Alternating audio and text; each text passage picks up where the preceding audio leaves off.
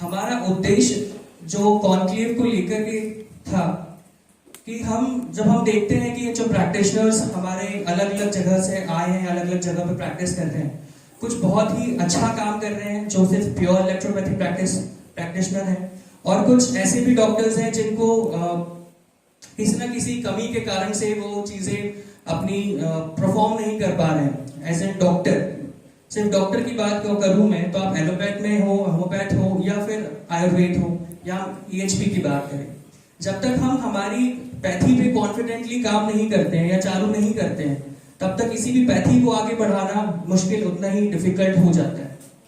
और जब इसमें हमने डीप थॉट्स रखे और सोचना चालू करा, तो कुछ एक पॉइंट्स जहां तक है हमारी नजर के सामने आए, या कुछ खामियां हैं जो इलेक्ट्रोपैथी में है जो हम नहीं कर पा रहे, उसको जब हमने गैदर करा तो फिर एक विजन देखा कि हमको ऐसे डॉक्टर्स जो सही में हम इस प्रकार काम करना चाह रहे हैं या काम कर रहे हैं उनको गैदर करें, और कुछ एक ऑब्जेक्टिव्स हैं हमारे जो इस कॉन्क्लेव 2022 में हम चाहेंगे परफॉर्म करें, और 2023 का लक्ष्य जो हमने रखा है, इस एक साल में इस कॉन्क्लेव की बदौलत हम उस अचीवमेंट्स को, उस ऑब्जेक्टिव्स को हम पार करें। पहला हमारा ऑब्जेक्टिव है establishment of world EHP day, that's 11th of January। पहला जो ये ऑब्जेक्टिव है, हम बहुत से 11 तारीख को काउंट सिस्टमैटिक का बर्थडे मनाते हुए आ रहे हैं, लेकिन हमारा एक सपना है या हमारा एक थॉट है कि इसको हम ना बर्थडे के रूप में बनाएं, पर अब से इसको हम वर्ल्ड इलेक्ट्रो होम्योपैथिक डे, एक अलग नाम दें, और इससे इलेक्ट्रोपैथी डे की पहचान हो, और सबसे अच्छी चीज सेकेंड है हमारा जितने भी डॉक्टर्स हैं हमारे इलेक्ट्रोपैथी में जो काम कर रहे हैं, उनको गैदर करें, हम इकट्ठा हो, उनकी सक्सेस स्टोरीज हम सुने, उनका विजन देखें। कभी भी लीडर हम में से ही कोई होता है, हम सुनते हैं, समझते हैं तो, लेकिन जब तक एक ऐसी कमेटी ना बने या ऐसी एक संस्थान ना बने या एक तत्वधान ना हो किसी चीज, जब तक उसमें से कोई निकलना पॉसिबल नहीं हो पाता है। तो ये एक प्लेटफॉर्म हम देना चाहते हैं हर इलेक्ट्रोपैथी डॉक्टर को या इलेक्ट्रोपैथी प्रैक्टिशनर को, कि वो यहाँ खड़े हो, हम अपने आप को एक्सप्लेन करें जो भी अभी तक वो करते आए हैं, और क्या व्यू पॉइंट है उनका आगे तक।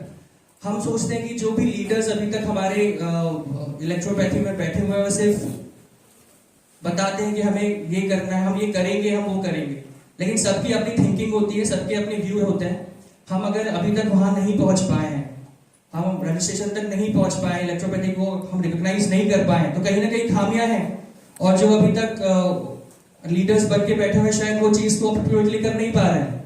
लेकिन जब हम सब हमारे व्यूज रखेंगे और आगे उस व्यू पे हम काम करना चालू करेंगे, तो शायद मैं समझता हूँ विद इन अ ईयर हम इस मुकाम पे जरूर पहुंचेंगे। तो एक प्लेटफॉर्म कॉन्क्लेव के द्वारा हम देना चाहेंगे हर इलेक्ट्रोपैथी डॉक्टर को, वो अपना व्यू रखे, अपना पॉइंट रखे, अपनी सक्सेस स्टोरी बताए, और क्या चेंजेस हैं हमको करने की जरूरत है, ये हमारा एक ऑब्जेक्टिव ये भी है। तीसरा है development of Indian pharmacopoeia for EHP. ये बड़ा एक सीरियस सब्जेक्ट मैं समझता हूँ अपने आप में है।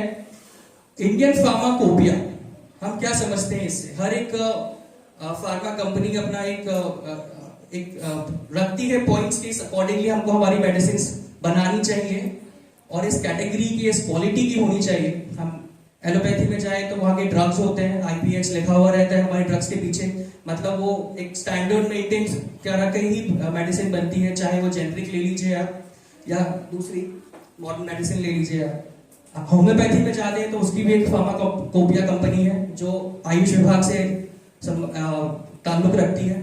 इसी प्रकार से आयुर्वेद में भी कुछ है। ये दुख की बात है कि हमारी इलेक्ट्रो होम्योपैथी में ये अभी तक कॉन्सेप्ट नहीं आ पाया है। हर दूसरा या तीसरा जो भी बिजनेसमैन, मैं बिजनेसमैन को इसलिए बोल रहा हूँ कि उनका काम ही बिजनेसमैन करना है, वो अपनी मेडिसिन बना रहे हैं, और जो मैं अभी तक जो काम करने सीख रहा हूँ या जो काम देखा है मैंने अपनी मेडिसिन के द्वारा, तो कहीं पर भी 99% या 100% नहीं होते। अगर रिजल्ट है तो 100% रिजल्ट है। इसमें हम ये नहीं बोल सकते कि यार 50% आपको मिलेगा, 30% मेडिसिन का इफेक्ट आ रहा है। अगर उस क्वालिटी की बन रही है तो 110% 100% रिजल्ट शो करेगी। तो वो स्टैंडर्ड क्या है, हम कैसे स्टैंडर्ड करते हैं? आपने हमारे वीडियोस देखे होंगे, हम स्ट्रेंथ टेस्ट करते हैं। मेडिसिन को हम प्रोक्योर बनाते हैं कि भाई जितनी भी मेडिसिन बन रही है अगर वो स्ट्रेंथ पॉजिटिव है तो मतलब ये 100% वर्क करेगी। उसी प्रकार से कुछ एक ऐसे हमें समझने, हमें सोचने की जरूरत है कि फार्माकोपिया को हम कैसे डेवलप कर सकते हैं, इलेक्ट्रोहोम्योपैथी फार्माकोपिया को। अकॉर्डिंगली अगर नॉर्थ में वो काम कर रही है तो वही मेडिसिन साउथ में भी वैसा ही काम करे, अगर उस फार्माकोपिया में बनी है, उस लेवल पे बन रही है तो। हमारा चौथा है टू हियर एवरी प्रैक्टिशनर। हम चाहते हैं कि हम हर एक प्रैक्टिशनर को सुने, क्योंकि हर प्रैक्टिशनर अपना अनुभव अलग लेके आता है, हर प्रैक्टिशनर अपने आप में एक अलग प्रैक्टिस करके आया है। तो हर एक प्रैक्टिशनर को, हर एक डॉक्टर को हम यहाँ इस कॉन्क्लेव के माध्यम से हम सुनना चाहेंगे, हम सुनना पसंद करेंगे, हम उन्हें रिवॉर्ड दे सके, हम उन्हें प्रमोट कर सके। क्योंकि एक कभी भी एक इंडिविजुअल पूरी टीम को नहीं जिताता है। हम क्रिकेट की बात करें, फुटबॉल की बात करें, या एक इंस्टीट्यूशन की बात करें, या पूरे की पूरी पैथी की बात करें, कोई एक नहीं कर पाता है उस चीज को जब तक हम साथ मिलकर के अपने पॉइंट व्यू नहीं बताएंगे और कुछ करने की क्षमता नहीं दिखाएंगे। और इसके बाद हमारा जो पांचवा पॉइंट है, जिस वजह से हम यहाँ एकत्रित हुए हैं, हम सोचते हैं कि अब ये भी हो सकता है, वो है आगे की जनरेशन के लिए इलेक्ट्रोपैथी आप क्या देखना चाहते हैं। हम क्रीमी लेयर की बात करें, जो हर साल 12th एग्जाम होने के बाद आप जब एक छोड़ निकलता है एग्जामिनेशन हॉल में, आप देखते होंगे बहुत से लोग पर्चे बांट रहे हैं हमारे कॉलेज में। आप किसी एक से आप पूछिए कि आप क्या करना पसंद करेंगे, क्या करना चाहेंगे। टॉप मोस्ट अगर कोई डॉक्टर बनना चाहता है तो एलोपैथी की फील्ड में जाना चाहेगा। उसके बाद हम देखेंगे तो आपको होम्योपैथी के डॉक्टर्स मिल जाएंगे। फिर हम देखेंगे तो BAMS, BUMS। सबसे आखिरी में बहुतों को तो पता ही नहीं होता इलेक्ट्रोपैथी क्या है। ये आगे की जनरेशन की बात कर रहा हूं। तो हम कहाँ लैग कर रहे हैं, हम कहाँ पीछे हैं? क्या हमारे पास ऐसे संस्थान नहीं है? क्या हमारे पास ऐसे डॉक्टर्स नहीं है जो उनको प्रमोट कर रहे हैं या उनको उनके लिए कुछ बनने की चाह रख रहे हैं? क्या हमारे पास ऐसे बुक्स अवेलेबल नहीं है? क्या हमारे पास डाटा अवेलेबल नहीं है? ये सब चीजें हैं जो मैं सोचता हूं कि एक हर एक उस उम्र से जो गुजर रहा है अभी, जो अपना स्टैंडर्ड मेंटेन करना चाहता है, कुछ बनना चाहता है, डॉक्टर बनना चाहता है, उसके लिए हम क्या ऑफर करेंगे हमारी आगे वाली जनरेशन। मेरे पीछे जितने भी बच्चे बैठे हुए हैं ये हमारे नर्सिंग कॉलेज के स्टूडेंट्स हैं। नर्सिंग कॉलेज के स्टूडेंट्स, अगर मैं किसी एक से पूछूं कि आप क्या इलेक्ट्रोहोम्योपैथी को किस प्रकार से देखते हैं या आप कॉन्सेप्ट क्या है, अगर मैं इनको समझाऊं तो क्या ये काम करने के लिए रेडी होंगे? कोई एक प्लीज, कोई एक खड़ा हो जाए, कोई भी एक, थोड़ी हिम्मत दिखाइए। DVLA के स्टूडेंट हो तो